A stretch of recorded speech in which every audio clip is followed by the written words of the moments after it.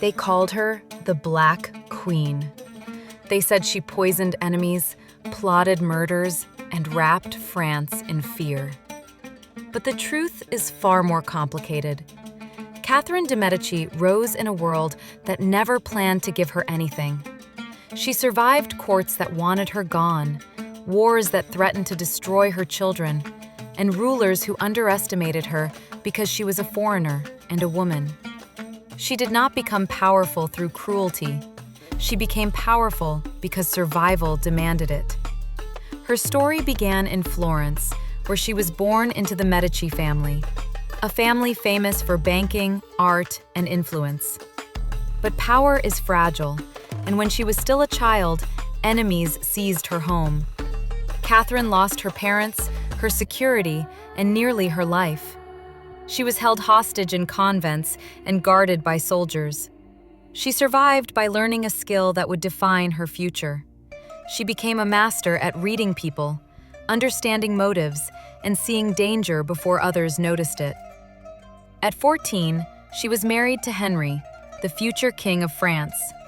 She entered a court dripping with wealth and covered in danger.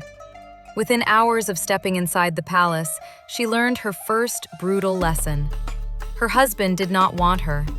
His heart belonged to another woman, Diane de Poitiers, who was old enough to be his mother. Catherine smiled through the humiliation. She hid her pain. She refused to become a victim. Years passed while she was ignored, mocked, and treated as an outsider. But Catherine watched everything. She saw how alliances were made. She learned how nobles lied while pretending loyalty. She memorized the weaknesses of every person who stood between her and survival. And then, she did the one thing no one expected. She outlived every threat. When Henry became king, Diane controlled him. She controlled the money, the politics, even the royal household. Catherine accepted her place in the shadows until the moment fate changed everything. During a jousting celebration, Henry was struck by a splintered lance. He suffered for days. As he drifted toward death, the palace froze in fear. For the first time, the king asked for Catherine instead of Diane.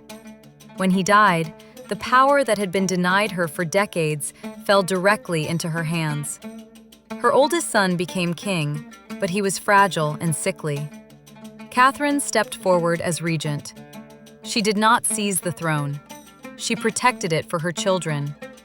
France was crumbling under religious tension. Catholics and Protestants were fighting in the streets. Nobles were plotting to overthrow the young king. Catherine became the only barrier between France and total collapse. She tried everything to create peace. She negotiated with nobles who despised her. She traveled from region to calm rebellions.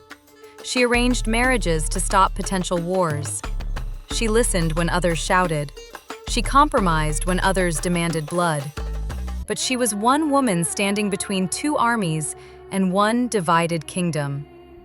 Then came the event history never let her forget. The night of St. Bartholomew, a massacre that exploded across Paris and spread through France. People blamed Catherine. They said she ordered it. They said she planned it. They said she reveled in violence. The truth is darker and sadder. Catherine tried to prevent conflict for years. She tried to save her children from assassination attempts. But on that night, fear took over the city. Violence erupted faster than she could control it. History wanted a villain. Catherine became the one they chose. After the massacre, she carried the shame of a country that needed someone to blame. She lost sons to illness, murder, and political pressure. She lost sleep, lost allies, and lost the hope that she could ever satisfy both sides of a divided nation. But she never stopped fighting to keep France from tearing itself apart. Toward the end of her life, she watched her seventh and final child take the throne. He too struggled with the weight of ruling a fractured kingdom. Catherine stood beside him until her body could no longer bear the burden. She died quietly, carrying secrets she never revealed, and wounds she never allowed anyone to see. History wrote her as a villain, a poisoner, a manipulator, a woman whose ambition brought suffering. But history often fears women who wield power without apology. Catherine did not desire a crown. She desired survival. She desired safety for her children. She desired stability for a country drowning in rage. Catherine de Medici was not the monster they described. She was a woman forged in fire who refused to break. She taught the world that survival is its own kind of power.